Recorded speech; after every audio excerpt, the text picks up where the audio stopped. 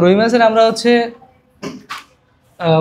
শুরুতে যেটা আমরা আলোচনা করছি সেটা হচ্ছে গলবিরোধের রক্ত সংবহন প্রক্রিয়া নিয়ে আলোচনা করলাম। তাহলে আজকে আমরা মানুষের সাথে রুই মাছের রক্ত সংবহনের একটু পার্থক্য পড়ব। মানুষের সাথে রুই মাছের রক্ত সংবহন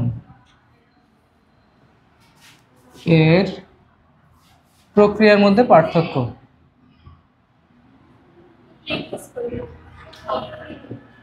Differentiation between the blood circulation of rui fish and human.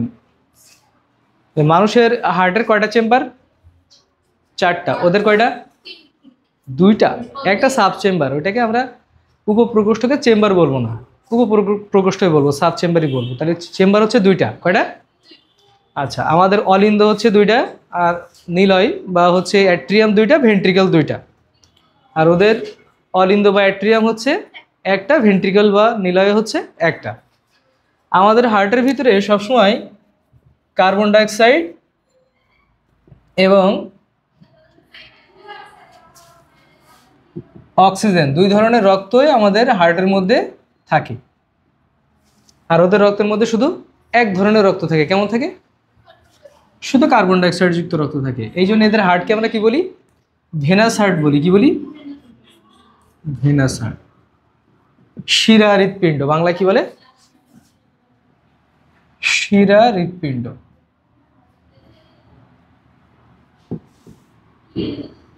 Venous heart. তো ভেনাস হার্ট বলার কারণ হলো যে ভেইনের মধ্যে যেমন শুধু কার্বন ডাইঅক্সাইড যুক্ত রক্ত থাকে, এদের হার্টের মধ্যে সবসময় ডিঅক্সিনেটেড ব্লাড থাকে। এই জন্যই আমরা ওটা হার্টকে বলছি ভেনাস হার্ট। আচ্ছা, তারপরে আমাদের রক্ত সংবহন চক্রের মধ্যে বা সংবহন তন্ত্রের মধ্যে দ্বিচক্র সংবহন বিদ্যমান। দ্বিচক্র, ডাবল সার্কিট ব্লাড সার্কুলেশন আছে। Double circuit. আর ওদের এক চক্রী। ওদের কেমন? ওদের রক্ত সংবহনটা এর মানে কি, এই কথাটা বোঝানোর জন্য আমার মূলত আজকে পার্থক্যটা দেখানো। বাদ বাকি সব কথা তোমরা জানো। দ্বিচক্রী, একবার সারা দেহে রক্ত সংবহনের জন্য যদি হার্টের মধ্যে 2বার রক্ত আসে, তাহলে এই ধরনের সংবহনকে বলা হয় দ্বিচক্রী। কেমন করে? এই যে আমাদের যদি হার্ট এরকম হয়,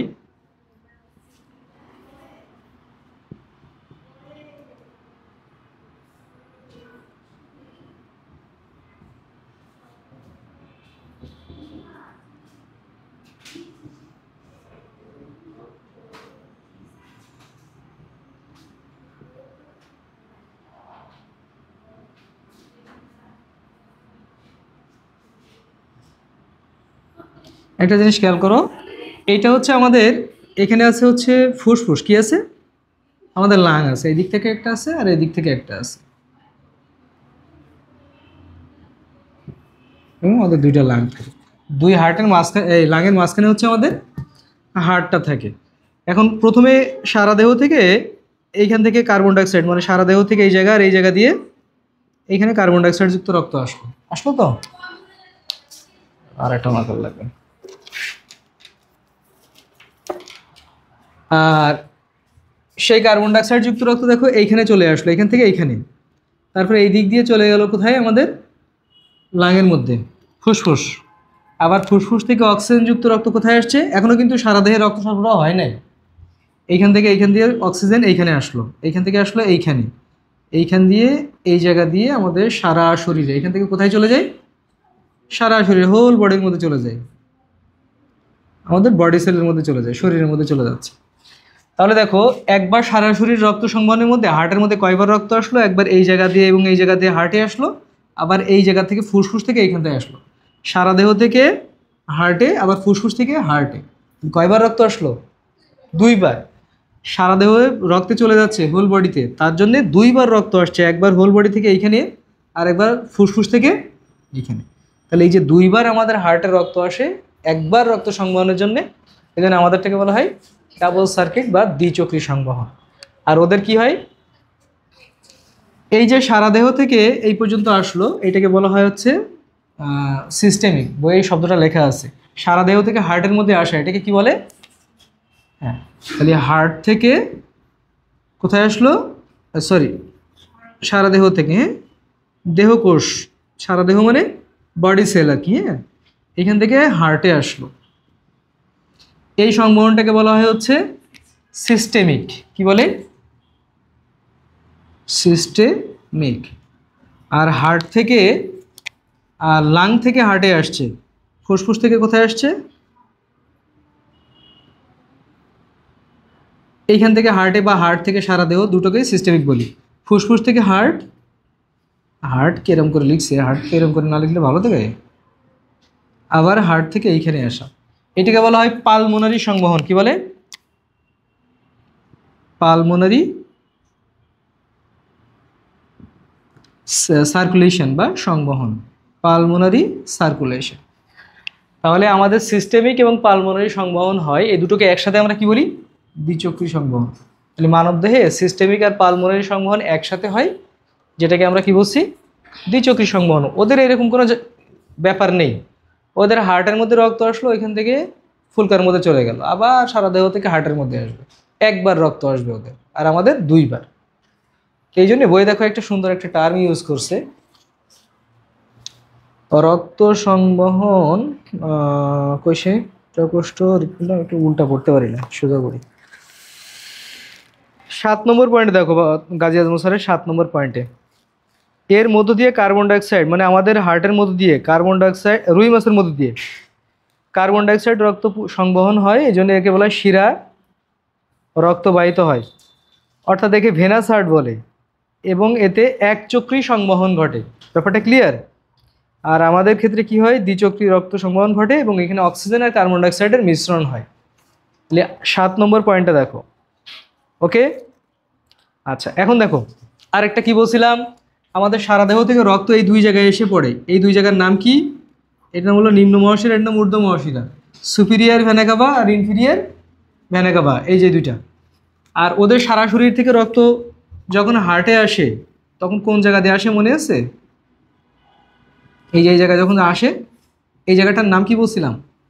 এই যে দুই জায়গা দিয়ে এই জায়গায় এসে পড়ে, এটার নাম তো হচ্ছে সাইনাস ভেনোসাস, এর নাম অ্যাট্রিয়াম, এর নাম হচ্ছে ভেন্ট্রিক্যাল, আর এটার নাম বালবাস আর্টারিওসাস, তাই না? তাহলে এই যে সাইনাস ভেনোসাসে যে রক্ত আসলো, কোত্থেকে আসে? এই তো গুড, এই এই দুটো শিরার নাম কি? ডাক্টাস কুভিয়েরি। এই পড়ে যাচ্ছি কেন? কি নাম?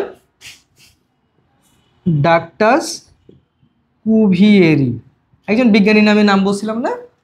তাহলে ওদের ডাক্টাস কুভিয়েরির মাধ্যমে সারা শরীর থেকে রক্ত ওদের হৃৎপিণ্ডে আসে, আর আমাদের কই আসে? সারা দেহ থেকে সুপিরিয়ার ভেনা, এই যে এটার নাম হচ্ছে সুপিরিয়ার ভেনা কাভা, আর এটার নাম, হ্যাঁ, ঊর্ধ্ব মহাশিরা, নিম্ন মহাশিরার মাধ্যমে আসে আমাদের, আর ওদের আসে ডাক্টাস কুভিয়েরির মাধ্যমে হার্টে, আর আমাদের হার্টে আসে সুপিরিয়ার আর ইনফিরিয়ার ভেনা কাভা দিয়ে। ক্লিয়ার?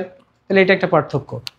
আর কি পার্থক্য দেখো তো, বাদ পড়ছে, একটা থাকতে পারে পার্থক্য বাদ, সেটা হচ্ছে ওদের এইটার নাম কি? এটার নাম কি? সাইনাস ভেনোসাস, এটা আছে, আমাদের নাই। এইটার নাম কি? বালবাস আর্টারিওসাস, এটা ওদের আছে, আমাদের নাই।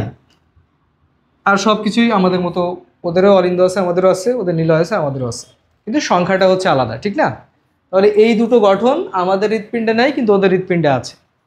ওকে, তাহলে হৃৎপিণ্ডের মধ্যে এই যে পয়েন্টগুলো আমরা বললাম, এই গঠন থেকে কিছু পয়েন্ট বলছি, আর কেমন করে রক্তটা সংবহন হয়, এইটা হচ্ছে মেইন পয়েন্ট। এইটা তোমাদের একটু না বোঝার জিনিস ছিল, এটা বুঝে গেছো এখন।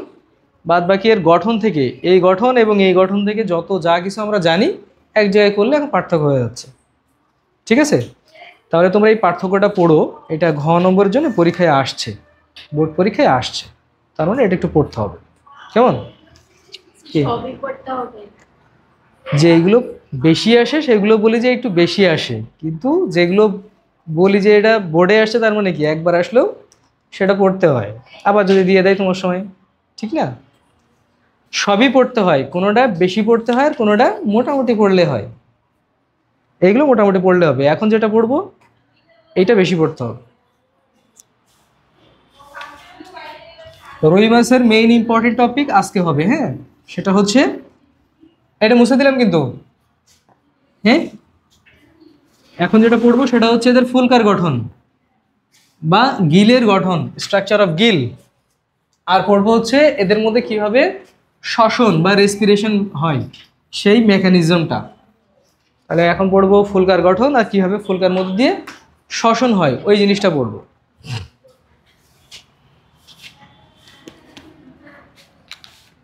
ফুলকার গঠন, রুই মাছের ফুলকার গঠন।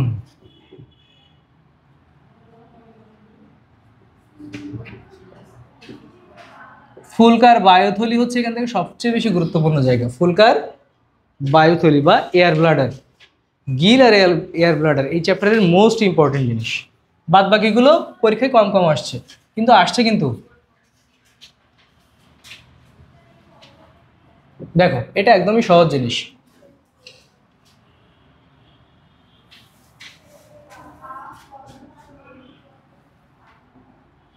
Structure of Gill.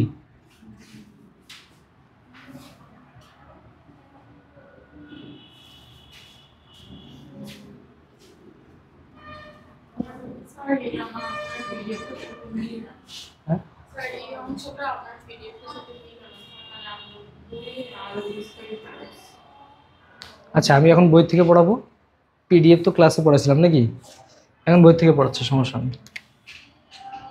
কোন অংশটা মেলে না বললেন? হ্যাঁ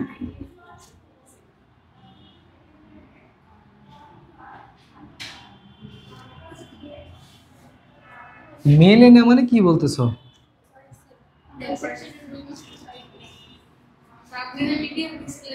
হ্যাঁ ও তাই বলতেছো, তাহলে মানে কটা লাইন বাড়াইছে। এটা তো নতুন সালের বই, এটার একটু পুরনো সালের বই। যেগুলো ওখানে আছে সেগুলো এখানে আছে না, ওই লাইনগুলা। পেজ নম্বর তো মিল পাবা না, কিন্তু টপিকই পাচ্ছ না। আচ্ছা কোনটা পাচ্ছ না আমার দেখেন, কি বলো? তাহলে কি বেশি পুরানো বই নাকি ওটা? আচ্ছা রুই মাছের এই যে এই জিনিসটা উঁচু করলে এই জিনিসটাকে কানকো বলে, কি বলে? অপারকুলাম বা কানকো, এটার নাম কানকো। বা এই ছবি কিন্তু লাগবে না, তোমাদের বোঝানোর জন্য বলছি। মাছ কেনার সময় আমরা এই কানকোটা উঁচু করে দেখি যে ভিতরে জিনিসটা লাল আছে কিনা। হ্যাঁ লাল থাকলে এটা ভালো তাজা মাছ, আর যদি একদম ফ্যাকাশে কালার হয়ে যায় তাহলে ওটা মরা মাছ বা ভালো না। নদীর মাছ আর চাষের মাছ, নদীর মাছগুলো একটু লালচে টাইপের হয় আর কি। এখন তো নদীর মাছ পাওয়াই যায় না, সব এখন চাষের মাছ। এখন আর বোঝার উপায় নেই, এখন ওই চাষের মাছও কেমন কেমন কেমন করে জানি লাল হয়ে যায়। যেগুলো নদীর মাছ না দেখতে একটু লালচে লালচে আভা থাকে ওদের গায়ে। আচ্ছা তাহলে এখন সব ভেজাল, এখন আর নদীর মাছ সহজে পাবা না। ওই যদি ওই এলাকায় বাড়ি হয় কারোর নদীর এলাকা, তাহলে তারা তাজা মাছ ওরাই টের পাবে, তোমরা এই পর্যন্ত আসবে না, ওদের ওইখান থেকেই সব শেষ। এখন এই কানকোটা উঁচু করলে এর ভিতরে যে জিনিসটা দেখা যাবে তার নাম হচ্ছে ফুলকা বা গিল। আমরা তার গঠন পড়বো। এখন মনে করে এটা উঁচু করলাম, করলে আমরা দেখতে পাচ্ছি এখানে এরকম করে লাল লাল রঙের কিছু জিনিস এরকম করে আছে।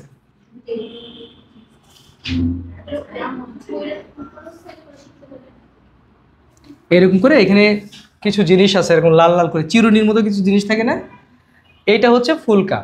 তো ওদের এরকম এক পাশে চারটা থাকে, একটার পর একটা, একটা তারপরে আরেকটা, তারপরে আরেকটা, তারপর আরেকটা, এরকম চারটা করে ওভারল্যাপ করা থাকে। হ্যাঁ এক পাশে চারটা ফুলকা আর ওই পাশে হচ্ছে আর এক চোয়ালে আর চারটা, তাহলে মোট ওদের ফুলকার সংখ্যা কত? 4 জোড়া বা 8টা। ঠিক আছে, এখন এই এক পাশের ফুলকাকে আমরা বলি হচ্ছে হেমিব্রাং বা ডেমিব্রাং, শব্দটা বাংলায়ও এইভাবে আছে। অর্ধ ফুলকা, হাফ গিল,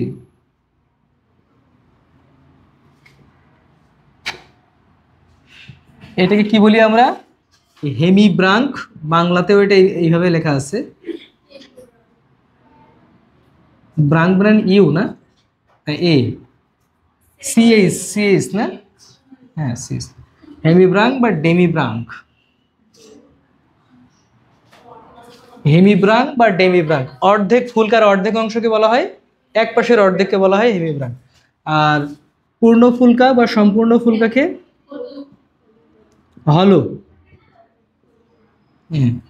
ফুল যে গিলটা সেটাকে আমরা বলবো হলো ব্রাঙ্ক। হলো মানে হচ্ছে সমস্ত, হ্যাঁ হোল থেকে হলো, হলো ব্রাঙ্ক। ঠিক আছে, এখন এই যেই কালো রঙের যে জিনিসটা দেখছো এটা হচ্ছে দেখতে একটা বাঁকা অংশ না, তাই না? বাঁকা অংশকে আমরা বায়োলজির ভাষায় বলি আর্চ। কি বলি? আর্চ। এই জন্য কিন্তু যারা ওই যে ধনুক তীর ধনুক যারা হচ্ছে প্রতিযোগিতা করে না, ওদেরকে আর্চারি বলে। ওই বাঁকা হয়ে যাওয়া অংশ থেকে আর্চ শব্দটা আসছে, আর্চ থেকে আর্চারি। যারা এই যে কম্পিটিশনে অংশগ্রহণ করে এরকম করে ধনুক মারে না, ওদেরকে আর্চারি বলে।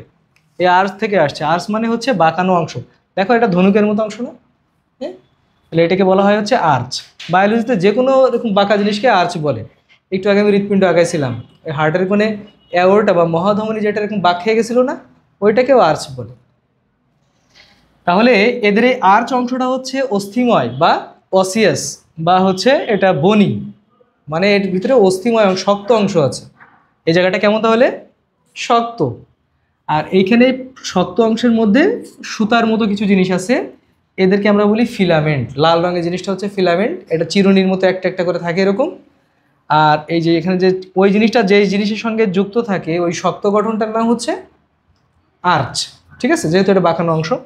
তাহলে একটা ফুলকাকে আমরা দুই ভাগে ভাগ করতে পারি। কয় ভাগে? এই লাল রঙের পার্টটা আর হচ্ছে কালো রঙের পার্টটা। যদিও কিন্তু ওদের সব কিছু এরকম লাল হয়ে থাকে, আর এই পার্টটা দেখতে অনেকটা সাদা। কালো যে পার্টটা আমি এখানে দেখাইছি এটা দেখতে সাদা রঙের মতো, আর এই পার্টটা তো লালই দেখায়। কি বলো? ঘাড়ে ব্যথা হচ্ছে কেন? তাকাইলে ব্যথা লাগছে। তাহলে দুই ভাগে ভাগ করছে, একটা হচ্ছে ফিলামেন্ট আর একটা হচ্ছে আর্চ। তাহলে এদের ফুলকাকে আমরা কয় ভাগে ভাগ করব? আসো, ফুলকাকে মেইনলি দুই ভাগে ভাগ করা হয়। কয় ভাগে? দুই ভাগে। একটা হচ্ছে আর্চ, ফুলকা আর্চ, আর একটা অংশের নাম হচ্ছে ফুলকা সূত্র বা ফিলামেন্ট। একটাইল না?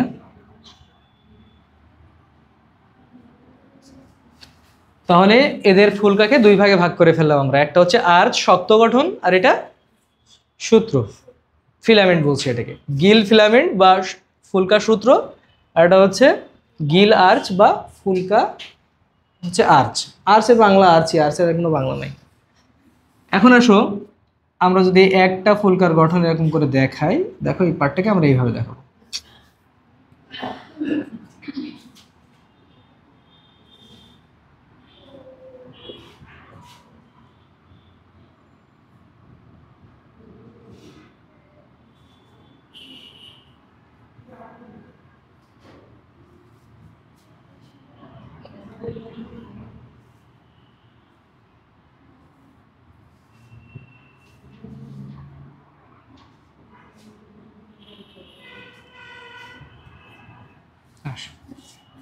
তাহলে এই শক্ত গঠনটার নাম, এই জিনিসটা হচ্ছে এই যে পাশাপাশি যুক্ত হয়ে লম্বা এই যে গঠনটা করছে।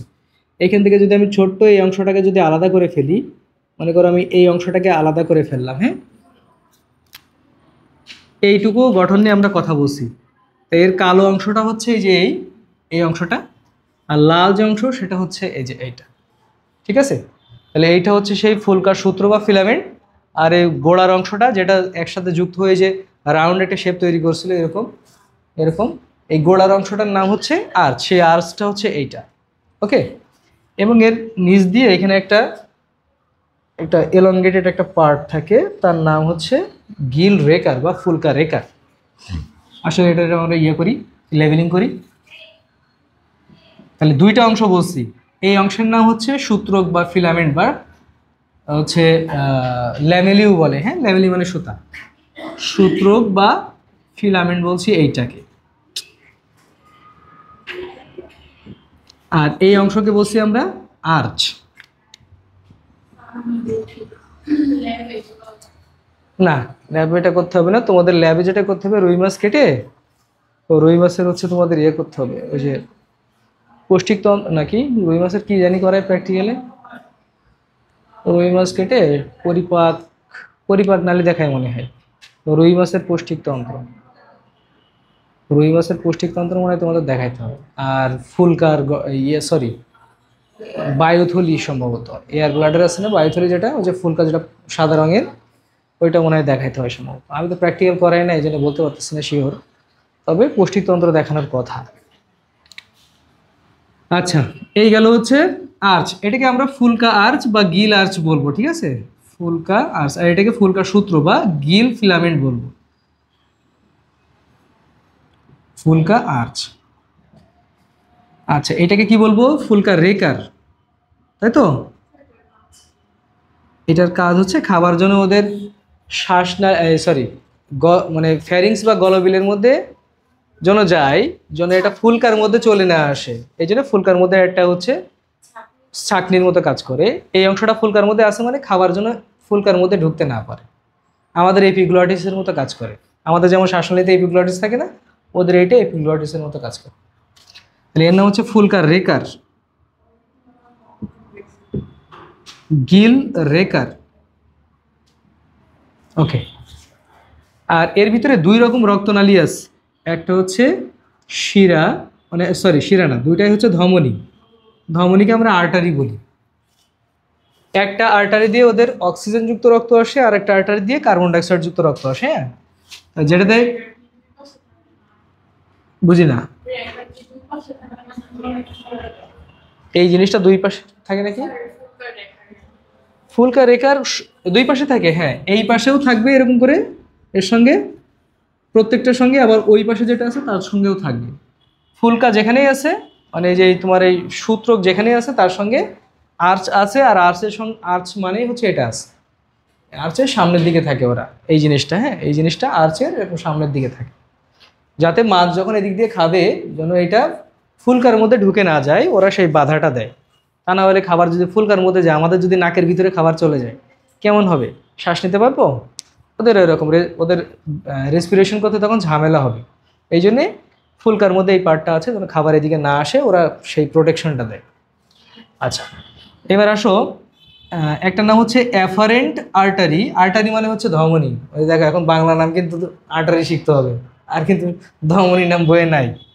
অ্যাফারেন্ট শব্দটাও ইংরেজি, অ্যাফারেন্ট, হ্যাঁ ঠিক বলছো, অ্যাফারেন্ট ধমনী, আর একটা হচ্ছে ইফারেন্ট ধমনী। অ্যাফারেন্ট দিয়ে আসে আর ইফারেন্ট ধমনী দিয়ে বের হয়ে যায়।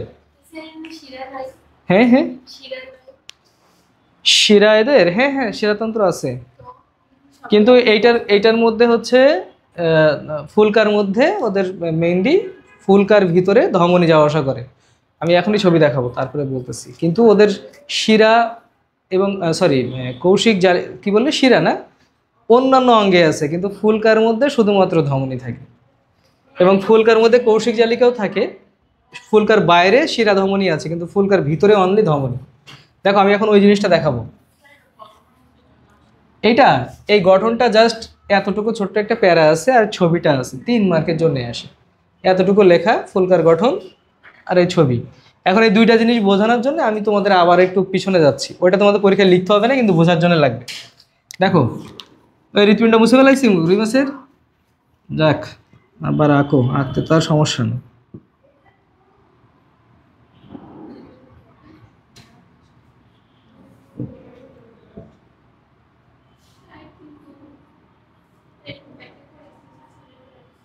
হ্যাঁ,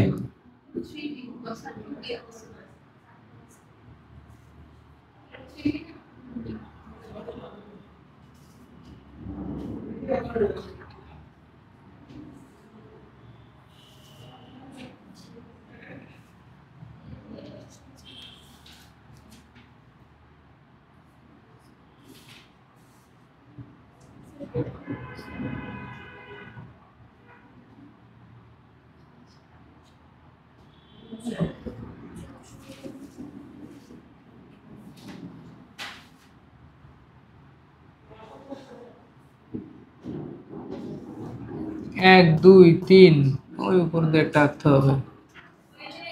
আরে,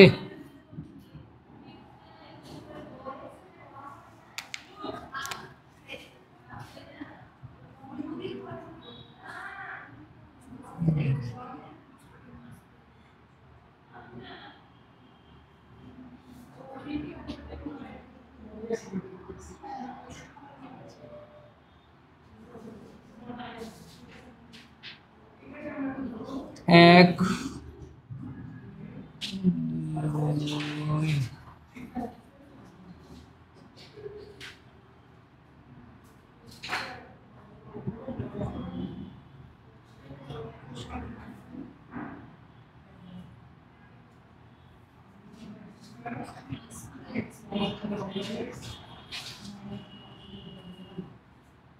স্যার কি আছে ফালতু জিনিস, তাই না?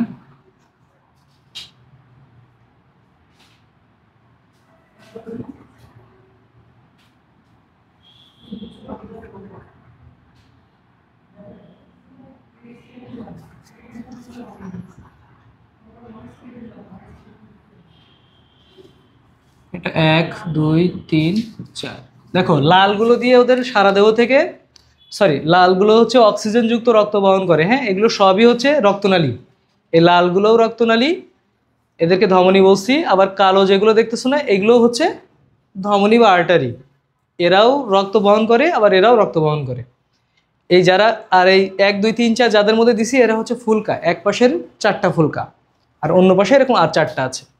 তো দেখো এই এক একটা ফুলকার ভিতর দিয়ে হৃৎপিণ্ড থেকে কেমন রক্ত আসছে? Carbon dioxide. দেখো এই কার্বন ডাইঅক্সাইড যুক্ত রক্ত হৃৎপিণ্ডের এই যে বালবাস আর্টারিওসাস দিয়ে ফুলকার মধ্যে চলে যায়। কোথায় যায়? এই যে এখান থেকে ফুলকার মধ্যে যাচ্ছে, এখান থেকে ফুলকার মধ্যে, এখান থেকে ফুলকা ফুলকা, মানে 4টা ফুলকার উপর দিয়ে 4টা ধমনী চলে গেছে, এক পাশের 4টা। তাহলে এরা সবাই ফুলকার উপরে কার্বন ডাইঅক্সাইড যুক্ত রক্ত দিবে। ওকে, আর এইগুলো হচ্ছে ধমনী। এই যে উপরে 1টা 2টা 3টা, সরি 1 2 3 4, এরা সব কি? ধমনী। এই ধমনীগুলো কি করবে? পানিতে যে অক্সিজেন দ্রবীভূত আছে না, ওই অক্সিজেনগুলো ওরা এখানে এদের রক্তের মধ্যে মিশে যাবে। এদের পানি থেকে আসা দ্রবীভূত অক্সিজেন বলে ওটাকে, ডিজলভ অক্সিজেন। ওইটাই ধমনীর মধ্যে মিশে ওরা ওই ফুলকার মধ্যে অক্সিজেনটা দিয়ে দিবে। দেখো এখান থেকে ফুলকার মধ্যে প্রত্যেক লাল ধমনী থেকে এর ভিতরে অক্সিজেন যাবে। কি যাবে? অক্সিজেন। আর ফুলকা থেকে কার্বন ডাইঅক্সাইডটা, সরি, ভুল হয়ে গেল।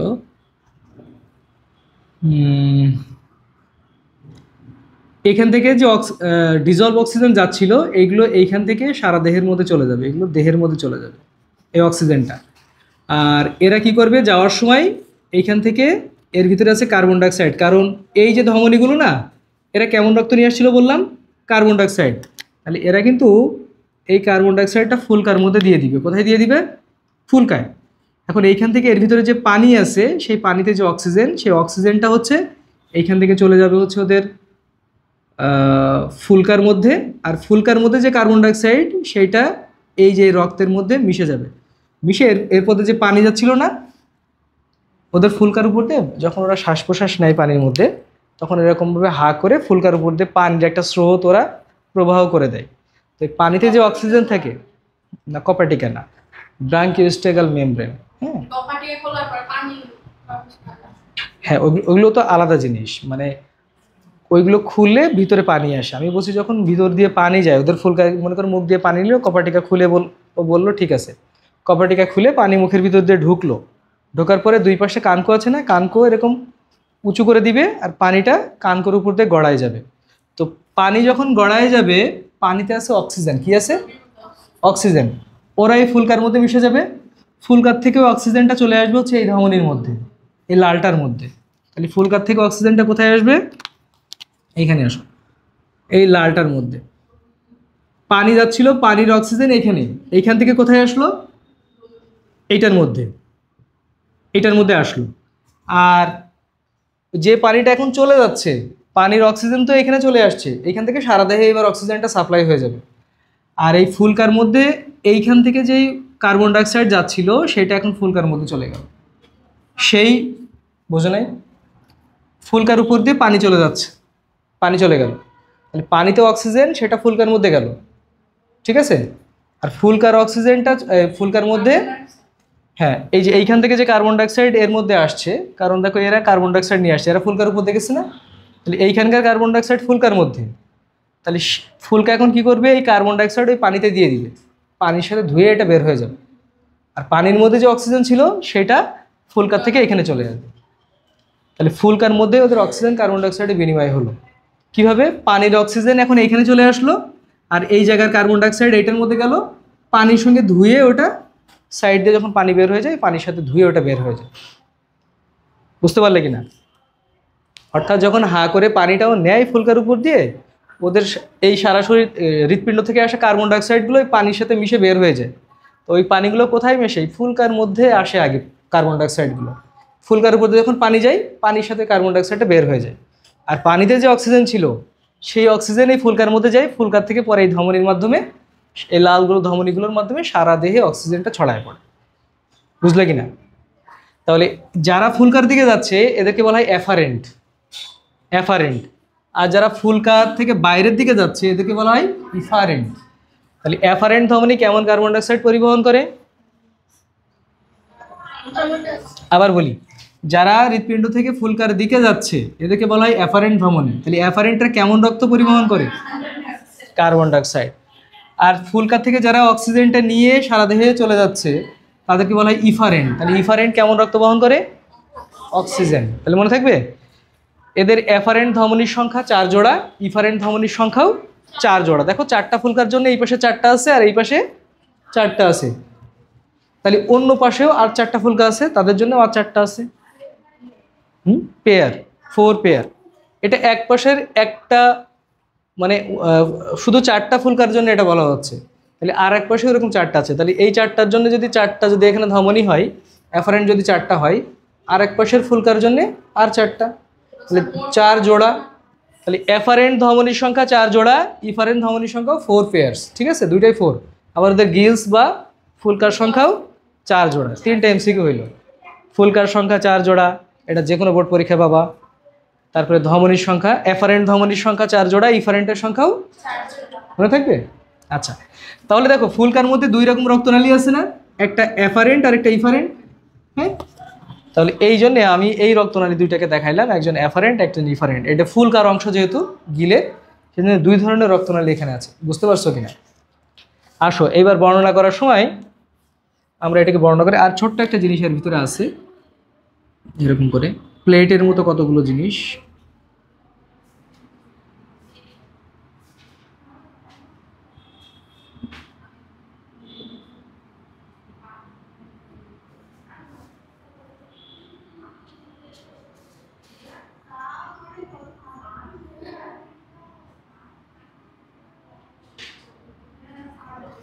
দেখো এই ফুলকার মধ্যে আড়াআড়ি কতগুলো প্লেট থাকে, এগুলো হচ্ছে ট্রান্সভার্স কতগুলো প্লেট, আড়াআড়ি প্লেট,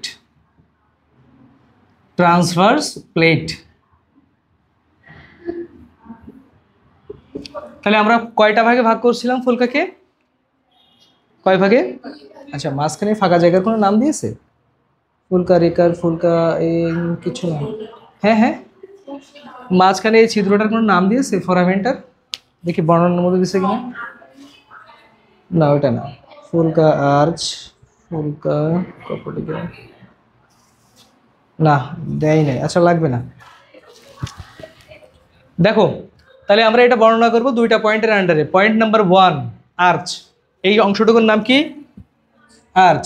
আর এই অংশটুকুর নাম কি? সূত্রক। আর্চের মধ্যে কি কি আছে সেটা বলবা। আর্চ প্রথমত এটা কি নরম অংশ না শক্ত অংশ? শক্ত অংশ। তাহলে এটা হচ্ছে অস্থিময়। আর্চের মধ্যে প্রথম কথা কি? অস্থিময় বা বনি। এটা হচ্ছে বনি পার্ট। অস্থিময় বা কি বললাম? বনি। এটা গেল একটা কথা। ওকে, শুরুতে বলবা এদের আর্চটা হচ্ছে অস্থিময়। আর্চের মধ্যে কয় ধরনের রক্তনালী পাচ্ছ? 2 ধরনের। তারা কি কি? অ্যাফারেন্ট আর ইফারেন্ট। তাহলে বলো এখানে অ্যাফারেন্ট আর ইফারেন্ট রক্তনালী বিদ্যমান। এই 2টো রক্তনালী এখানে আছে। ঠিক আছে, একজনের কাজ কার্বন ডাইঅক্সাইড যুক্ত রক্ত পরিবহন করা, একজনের কাজ অক্সিজেন যুক্ত রক্ত পরিবহন করা। এটাকে বাংলায় বলে অন্তর্বাহী, এটাকে বলে বহির্বাহী। ঠিক আছে, যারা অন্তর্বাহী ভিতরে যাচ্ছে এরা দেখো কেমন রক্ত নিয়ে যাচ্ছে? কার্বন ডাইঅক্সাইড নিয়ে যাচ্ছে। কালো অংশগুলো হচ্ছে কার্বন ডাইঅক্সাইড। ওকে, তাহলে এরা হচ্ছে বহির্বাহী, আর এরা কেমন?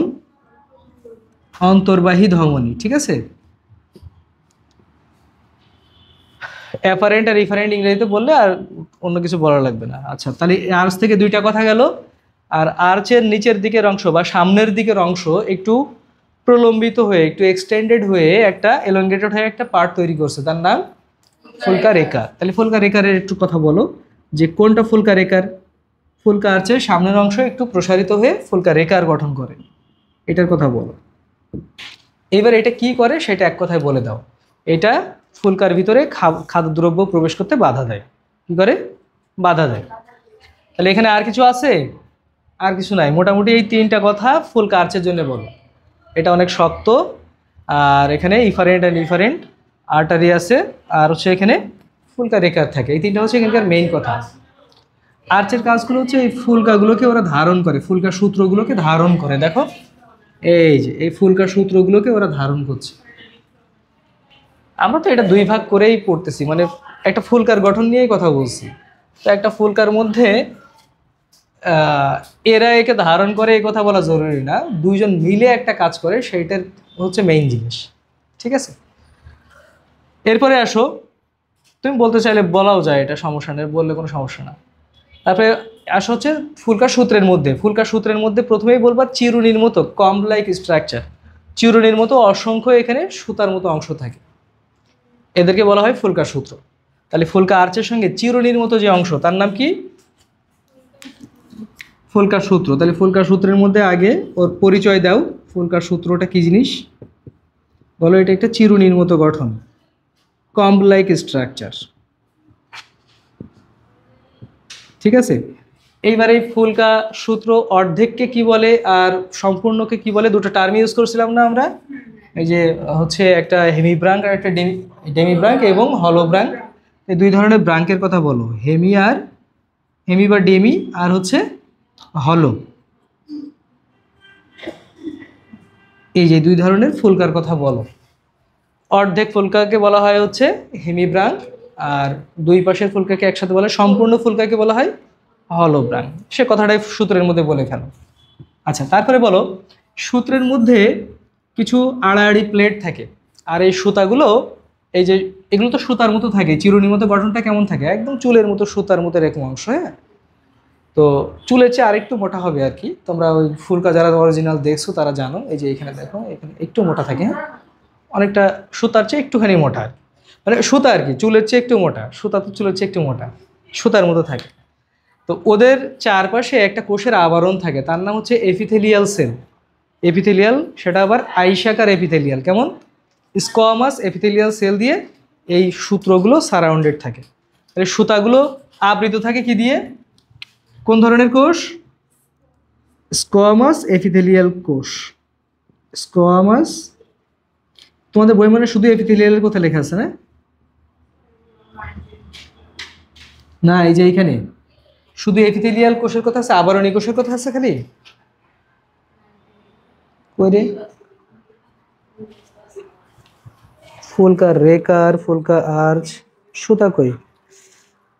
কানকের ভিতর দিয়ে চলে গেছে, ফুলকা রেকার গঠন করছে, বাধা দিচ্ছে।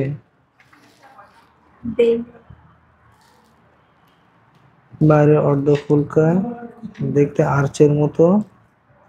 ফুলকা পঞ্চম ফুলকা ওইটা নাই। এই যে কি, এটা চাকুর মতো লেগে থাকে এতে। ফুলকা সূত্র, ফুলকা সূত্র সম্পর্কে কিছুই বলে নাই। আচ্ছা ঠিক আছে, কমায় দিছে আরো পড়া। তো তোমরা বলো, এটা চিরুনির মতো, অর্ধেককে কি বলে, সম্পূর্ণকে কি বলে, আর এর চারপাশে কোন কোষের আবরণ আছে? এপিথেলিয়াল। এবং এখানে কতগুলো আড়াআড়ি প্লেট থাকে। তাহলে আড়াআড়ি প্লেট বা ট্রান্সভার্স প্লেটের কথা একটু বলে ফেলো। আফসানা, ট্রান্সভার্স প্লেট, হ্যাঁ, কতগুলো আড়াআড়ি প্লেট দেখা যায়, গেল তো ট্রান্সভার্স প্লেট। তাহলে এই হলো ফুলকা সূত্র নিয়ে কথা। ওটা নাই, ওটা আগের বইতে ছিল, এই বইয়ে দেয় নাই, সমস্যা নেই, ওটা ওর মধ্যে অ্যাড করে নাও। যে এখানে আড়াআড়ি কতগুলো সুতার মধ্যে, হ্যাঁ, সুতার মধ্যে আড়াআড়ি প্লেট থাকে, আর সুতাটা একটা কোষ দিয়ে আবৃত থাকে, সেই কোষটার নাম হচ্ছে এপিথেলিয়াল সেল আর কি, স্কোয়ামাস এপিথেলিয়াল। ওকে, স্কোয়ামাস, এই যে এটা স্কোয়ামাস। আর একটা কথা এখানে বলছে, সেটা হলো এদের চারটা ফুলকা, তো একটা ফুলকা, দুইটা, তিনটা, চারটা, এরকম চারটা ফুলকা পরপর সাজানো। এদের আরেকটা এক্সট্রা ফুলকার মতো একটা গঠন আছে, প্রথম ফুলকার ঠিক উপরে, পঞ্চম ফুলকা হিসেবে এটাকে ধরা হয়। এরা ফুলকার মতো কিন্তু আসলে ফুলকা না, এদেরকে অপ্রকৃত ফুলকা বা সিউডো ব্রাঙ্ক বলে। কি বলে? তাহলে এদের প্রথম ফুলকার উপরে একটা অপ্রকৃত ধরনের ফুলকা থাকে, সেটার নাম হচ্ছে সিউডোব্রাঙ্ক। ঠিক আছে, তো সেই কথাটা আমরা এখানে এই ফুলকা সূত্রের মধ্যে বা আগে এইটার মধ্যে বা এটার মধ্যে এক জায়গায় বললেই হয়। শুরুতে এক জায়গায় বলে দিব এখানে আমরা, যে এদের যে পঞ্চম ফুলকা সেটাকে বলা হচ্ছে সিউডোব্রাঙ্ক। কি বলা হয়? হাইওয়েড হচ্ছে ওদের একটা তোমার ইসের নাম, হাইওয়েড আর্চ। ওই যে এইখান থেকে এই প্রথম যেই অন্তর্বাহী বহির্বাহী যে ধমনী না, এই ধমনীর দুইটা সেকশন আছে এরকম করে, এখান থেকে একটা সেকশন এদিকে গেছে আর একটা সেকশন এরকম করে অন্যদিকে চলে গেছে। তো এই যে ও আচ্ছা, একটা এইদিকে গেল, এর আর একটা ব্রাঞ্চ চলে যায় এই যেখানে একটা অপ্রকৃত একটা ফুলকা ছিল না, 5টা ফুলকা, মানে 4টা ফুলকার উপরে আরেকটা অপ্রকৃত ফুলকা আছে। তাহলে এদের প্রথম যে অন্তর্বাহী বহির্বাহী ধমনী, হ্যাঁ, বা হচ্ছে এই যে ইফারেন্ট যে আর্টারি প্রথম যেটা, সেটা দুই ভাগ হয়ে একটা ভাগ চলে গেছে 1 নম্বরের উপর দিয়ে, আরেকটা চলে গেছে হচ্ছে ওই ইসের উপর দিয়ে, অপ্রকৃত বা সিউডোব্রাঙ্কের উপর দিয়ে। যেটা সিউডোব্রাঙ্কের উপর দিয়ে চলে গেছে ওই ধমনীটার নাম হচ্ছে হাইওয়েড ব্রাঙ্ক বা হাইওয়েড ধমনী। বুঝতে পারছো? ব্রাঙ্ক না, হাইওয়েড, এর নাম ব্রাঙ্ক, আর এই ধমনীর নাম হচ্ছে হাইওয়েড আর্টারি বা হাইওয়েড ধমনী। ওদের অপ্রকৃত যে ফুলকাটা ছিল যেটাকে আমরা বললাম সিউডোব্রাঙ্ক, ওর উপর দিয়ে যে ধমনী চলে গেছে, যেটা প্রথম ধমনীর শাখা। এমসিকিউতে এরকম একটা প্রশ্ন আসতেই পারে যে কোন ধমনীর শাখা হাইওয়েড গঠন করে, 1 নম্বর বহির্বাহী ধমনী বা ইফারেন্ট, 2 নম্বর ইফারেন্ট, নাকি 3 নম্বর ইফারেন্ট, নাকি 4 নম্বর ইফারেন্টের শাখা? কত নম্বরের শাখা? 1 নম্বরের শাখা। ঠিক আছে, তাহলে এই 1 নম্বরের যে শাখাটা হাইওয়েড এই তোমার সিউডোব্রাঙ্কের উপর দিয়ে চলে গেছে, এদেরকে বলা হয় হাইওয়েড ধমনী বা হাইওয়েড আর্টারি। ওকে, তাই এখানে যেহেতু এই যে সিউডোব্রাঙ্কের কথা বলছে, এই জন্য এখানে হাইওয়েড ধমনীর কথা বলছে, এর উপর দিয়ে হাইওয়েড ধমনী চলে গেছে। তাহলে সিউডোব্রাঙ্ক নিয়ে কি কথা বলবো, যে এদের 4টা ফুলকা ছাড়াও আরেকটা পঞ্চম একটা অপ্রকৃত ফুলকা আছে, যেটা ফুলকার মতো সবার উপরে। এটা হচ্ছে ব্রাঙ্ক মানে হচ্ছে ফুলকা আর কি, হ্যাঁ, গিল আর কি। তাহলে ফুলকার মতো কিন্তু সিউডো যেখানেই থাকে সেখানে দেখবো অপ্রকৃত। দেখো সিউডোসুলোম, সিলোম কেমন, একটা হচ্ছে ইউ, একটা সিউডো, আর একটা হচ্ছে অ্যাসিলোম, তাই না? সিউডোসিলোমেরটা কেমন ছিল?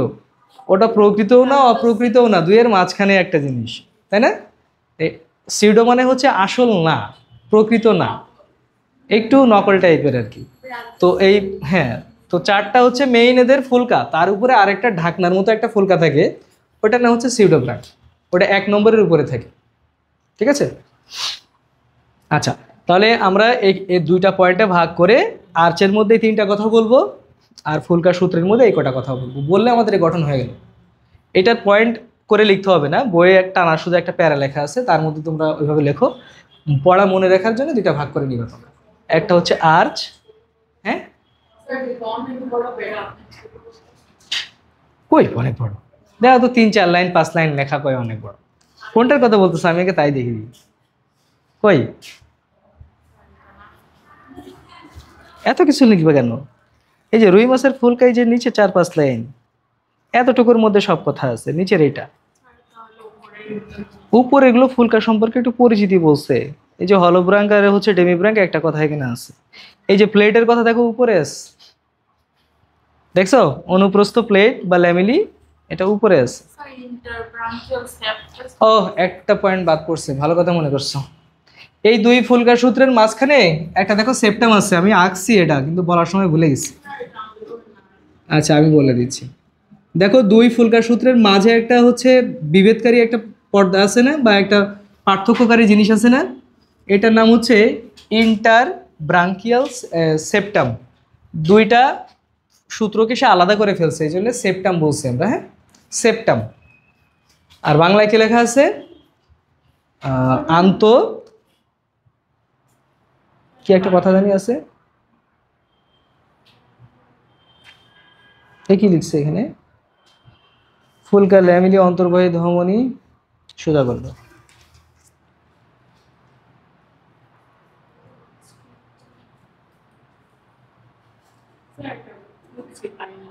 বইয়ে পাও না এটা? এই যে নরম, ও না, ব্রাঙ্কিওস্টিক্যাল পর্দা নাই।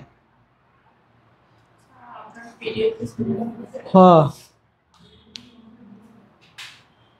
আচ্ছা দাঁড়াও, এখানে তো এটা দেখতেছি না। হলো ব্রাঙ্ক পেকটিনেট ক্ষুদ্র ক্ষুদ্র ল্যামেলি, কথাটা তো এখানে নাই। আচ্ছা আমি বলে দিচ্ছি এখান থেকে, দাঁড়াও। আন্ত ফুলকা ব্যবধায়ক, আন্ত ফুলকা ব্যবধায়ক, ইন্টারব্রাঙ্কিয়াল সেপ্টাম, ইন্টারব্রাঙ্কিয়াল সেপ্টাম, ঠিক আছে। হ্যাঁ ওরা ফুলকা, দুই ফুলকা সূত্রের মাঝখানে আলাদা করে ফেলছে, এই জন্য ওদের সেপ্টাম বা ব্যবধায়ক বলছে। উপরের লাইনগুলো লাগবে, তোমাদের বৈশিষ্ট্যগুলো দেখছি উপরে উঠাই দিছে পুরান বই, ওই বৈশিষ্ট্যগুলো নিচে লেখা ছিল, এই জন্য আমি ভাবছি মনে হয় নিচে, উপর থেকে কিছু কথা নিচে থেকে। তা পুরা জিনিসটা আমি যেভাবে সংক্ষেপ করছি এতটুকু লিখলেই হয়ে যাবে, ঠিক আছে।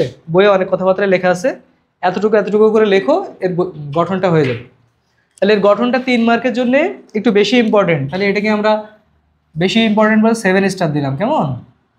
3 স্টার, 5 স্টার আর 7 স্টার। 7 স্টার মানে বেশি ইম্পর্টেন্ট। ওকে আচ্ছা, এইবার আমরা যে জিনিসটা পড়বো অলরেডি আমাদের এইটার মধ্যে অর্ধেক আলোচনা হয়ে গেছে, কিভাবে ওদের হচ্ছে ইয়া হয়, তোমার শ্বসনটা সম্পন্ন হয়।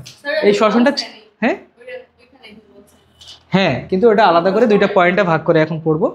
এটা 4 মার্কের জন্য আসে, ওটা হচ্ছে শ্বসন কৌশল বা রেসপিরেশন মেকানিজম, ঠিক আছে। এখন ওইটা পড়বো, ওটা 4 মার্ক। এইটা আসে 3 মার্কের এর গঠনটা, আর এর মধ্যে দিয়ে কীভাবে শ্বসন হয় ওটা আসে, কৌশলটা আসে 4 মার্কের জন্য, ঠিক আছে। তো চলো শ্বসন কৌশল আমরা একটু পড়ে দিই।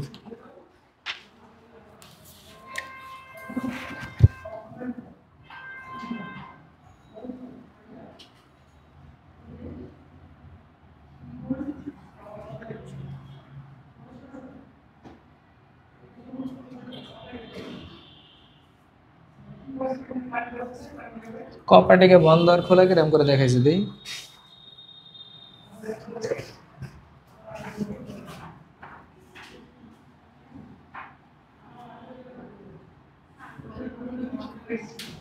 কি টায়ার্ড হয়ে যাচ্ছ?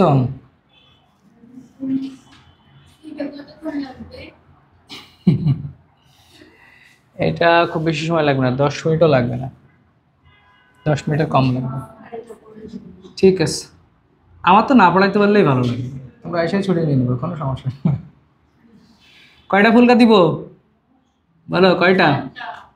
4টা, একটা এই ছবিটা লাগবে, 3 4।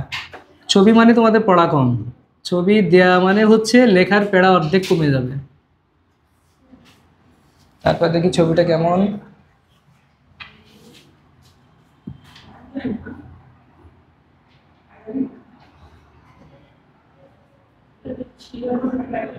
এই ছবিটা কঠিন আছে এই জায়গায়।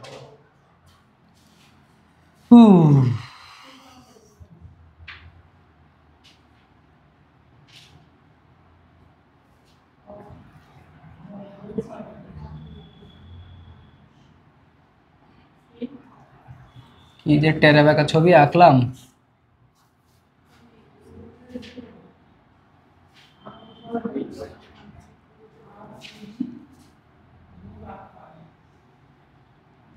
ওকে, এইখানে দাও ফুলকাগুলা,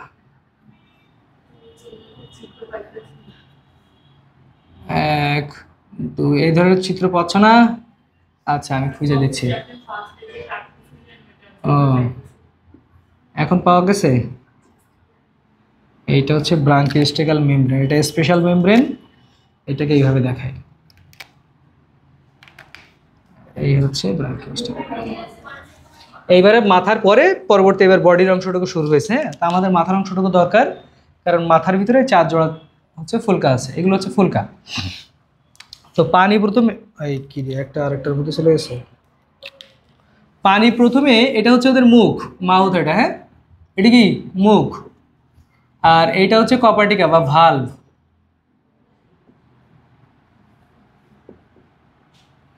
আর এটা হচ্ছে ওদের ফুলকা। এই লাল রঙের যে জিনিসটা দেখছো এটার নাম হচ্ছে ব্রাঙ্কিওস্টেগাল মেমব্রেন। কি নাম? ব্রাঙ্কিওস্টেগাল মেমব্রেন বা পর্দা।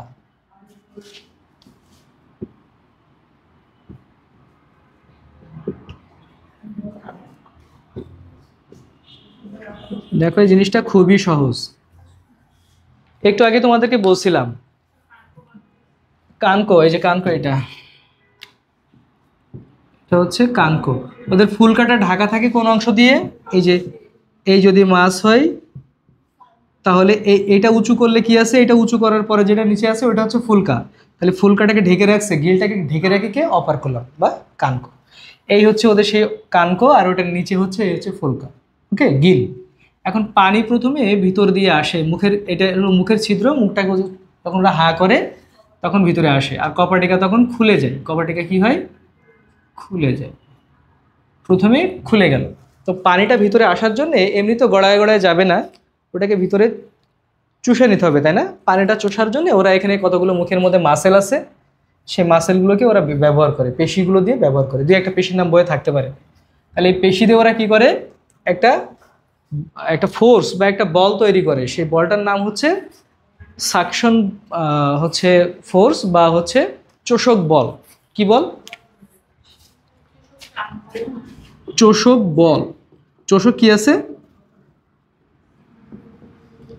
সাকশন প্রেশার, সাকশন ফোর্সও বলতে পারো। এই প্রেশারটা ওরা এই জায়গার যে পেশিগুলো আছে সেই পেশিগুলো দিয়ে ওইটাকে তৈরি করে, ওই প্রেশারটা।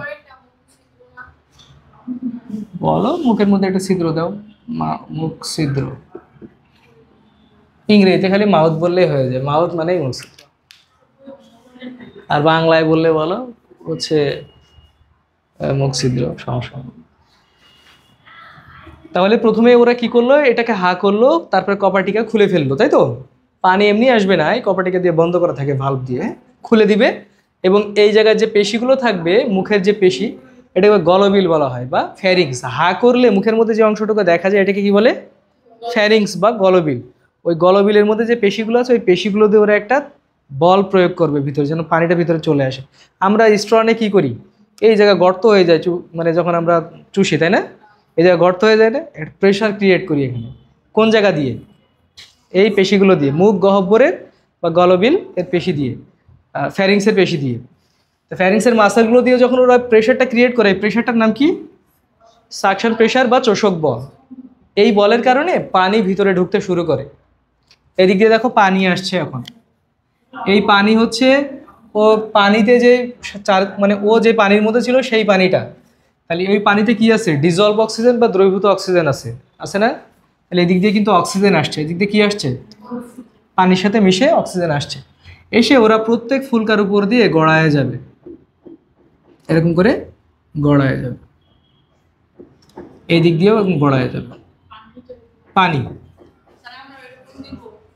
দেখাই দাও এরকম করে, অ্যারো দিয়ে দেখাই দাও যে এগুলোর উপর দিয়ে পানি যাচ্ছে। বইয়ে মনে দেখান, বইয়ে মনে ওরকম নাই, এক জায়গায় আছে মনে, শুধু যে এখান থেকে এরকম করে তীর দিয়ে দেখাইছে, দেখাইলেই হয় যে এদিক দিয়ে পানিটা যাচ্ছে। এখানে ডিজলভ অক্সিজেন না দিয়ে তুমি পানি দাও, সরাসরি পানি যাচ্ছে, পানিতে ডিজলভ অক্সিজেন আছে।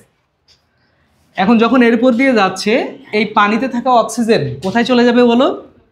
এই পানির মধ্যে অক্সিজেন কোথায় যাবে? ফুলকার মধ্যে চলে যাবে। কোন ধমনী দিয়ে? পানিতে থাকা অক্সিজেন এখন চলে গেল হচ্ছে ফুলকার মধ্যে, ফুলকা থেকে এটা এবার ধমনীর মধ্যে চলে যাবে, কারণ এর চারপাশে ধমনী আছে, তাই না? উপরে নিচে ধমনী আছে না? তাহলে অক্সিজেন কার মধ্যে যায়? এইটার মধ্যে না কালোটার মধ্যে? লালটার মধ্যে, তাই না? তাহলে এই ফুলকা থেকে অক্সিজেন কিসের মধ্যে যাবে বলছিলাম? ইফারেন্ট আর্টারির মধ্যে এটা চলে গেছে, অক্সিজেনটা এখন ইফারেন্ট আর্টারির মধ্যে ঢুকে গেছে। ওকে, এই ইফারেন্ট আর্টারি এখন এদিক দিয়ে এরকম এর অনেক ব্রাঞ্চ আছে, সারা শরীরে অনেকগুলো ব্রাঞ্চ আছে, সব শরীরের বিভিন্ন জায়গায় শাখা প্রশাখা দিয়ে ছড়ায় দিবে। ঠিক আছে, দিল ছড়ায়। এখন এই দিক দিয়ে দেখো আর এক ধরনের ধমনী আছে, যে কালো দেশ ধমনী। এটা কি আসছিল? কার্বন ডাইঅক্সাইড নিয়ে আসছিল। তাহলে সেই কার্বন ডাইঅক্সাইড কিন্তু এখানে এখনো ফুলকার মধ্যে আছে, অক্সিজেন নিল, কিন্তু এর ভিতরে এখন কি আছে? Carbon dioxide. ওই কার্বন ডাইঅক্সাইডগুলো এইখান দিয়ে যে পানিটা এরপর দিয়ে গড়ায় যাচ্ছে, এই মেমব্রেন কিন্তু এখন আটকানো। ওদের যে কানকো, কানকো এই তো মনে করো কানকো, এটা কানকের যে শেষ প্রান্ত, ওই জায়গায় পাতলা একটা পর্দা থাকে। এরকম করে যখন ঢেকে রাখে না, এই পর্দাটা এখানে পাতলা একটা পর্দা থাকে কানকে লাস্ট এন্ড একদম, হ্যাঁ, কানকো যেটাতে ঢাকা আছে অপারকুলাম তার শেষ প্রান্তে পাতলা একটা পর্দা থাকে, সেই পর্দাটা হচ্ছে এইটা, এই কানকের শেষ প্রান্তে এরকম একটা পর্দা থাকে। অর্থাৎ এইটা যদি হয় হচ্ছে ওদের কানকো, তাহলে এর যে লাস্ট এন্ড, এই যে এই জায়গা যে মনে করো এটা এরকম ছিল এরকম, তাহলে শেষ যে প্রান্ত এই জায়গায় পাতলা একটা পর্দা থাকে এই জায়গায়, সেই পর্দা মাছের বডির সঙ্গে এরকম করে লাগায় রাখছে, তাই না? এই পর্দাটা ওদের বডির সঙ্গে লেগে আছে না? তো এই হচ্ছে বডির পার্ট, এই হচ্ছে সেই পর্দাটা, এই পর্দাটার নাম হচ্ছে ব্রাঙ্কিওস্টেগাল পর্দা। তো যখন ওরা পানিটা ভিতরে শোষণ করে তখন এই পর্দাটা আটকানো থাকে, তারপরে যখন পানি ফুলকার উপর দিয়ে যায় বের হয়ে যাওয়ার সময় এটা খুলে দেয় আর মুখ ছিদ্র তখন বন্ধ করে ফেলে, করলে এই জায়গা থেকে পানি এই দিক দিয়ে গড়ায় চলে যায়। তো যেই গড়ায় যে পানিটা চলে যাচ্ছে ফুলকার মধ্যে থাকা কার্বন ডাইঅক্সাইড এখানে চলে আসবে, এসে পানির সঙ্গে এটা বের হয়ে যাবে এই দিক দিয়ে সব ফুলকাগুলো থেকে কার্বন ডাইঅক্সাইড এই পানির সাথে গড়ায় চলে যাবে। তাহলে কার্বন ডাইঅক্সাইড বের হয়ে গেল, আর পানিতে যে অক্সিজেন ছিল সেটা ফুলকার মধ্যে চলে গেল, ফুলকা থেকে এই ধমনির মধ্যে চলে গেছে, এই ধমনি সারা দেহে অক্সিজেনটা ছড়ায় দিছে। আর সারা দেহের কোষে যাওয়ার পরে সেই কোষের মধ্যে আবার হচ্ছে রেসপিরেশন বা শ্বসন হয়, হইলে কার্বন ডাইঅক্সাইড তৈরি হয়, সেই কার্বন ডাইঅক্সাইড আবার ডাক্টাস কুভিয়ারি দিয়ে সারা দেহ থেকে হার্টের মধ্যে আসছে, হার্ট থেকে এইগুলো আবার ফুলকার মধ্যে চলে যাচ্ছে। যখন পানি এর পরে চলে যায় তখন এই কার্বন ডাইঅক্সাইড এখান থেকে তো এখানে গেছে, পানি যখন ফুলকার উপর দিয়ে যায় তখন এই কার্বন ডাইঅক্সাইডটা নিয়ে পানিটা বের হয়ে যায়। তাহলে কার্বন ডাইঅক্সাইড পানির সাথে বের করে দেওয়া এটার নাম হচ্ছে প্রশ্বাস বা এক্সহেলেশন। আর এই যে পানিতে যে দ্রবীভূত অক্সিজেন ছিল সেটা যে ফুলকার মধ্যে চলে গেল, পরবর্তীতে এটা এখানে গেল, এখান থেকে সারা শরীরে গেল, এইটাকে বলা হয় হচ্ছে ইন্সপিরেশন বা প্রশ্বাস। তাহলে আমরা শ্বসনকে দুই ভাগে ভাগ করতে পারি, শ্বসন কৌশলকে, রেসপিরেশন মেকানিজমকে কয় ভাগে ভাগ করতে পারি? কৌশল, রেসপিরেশন মেকানিজম, হ্যাঁ,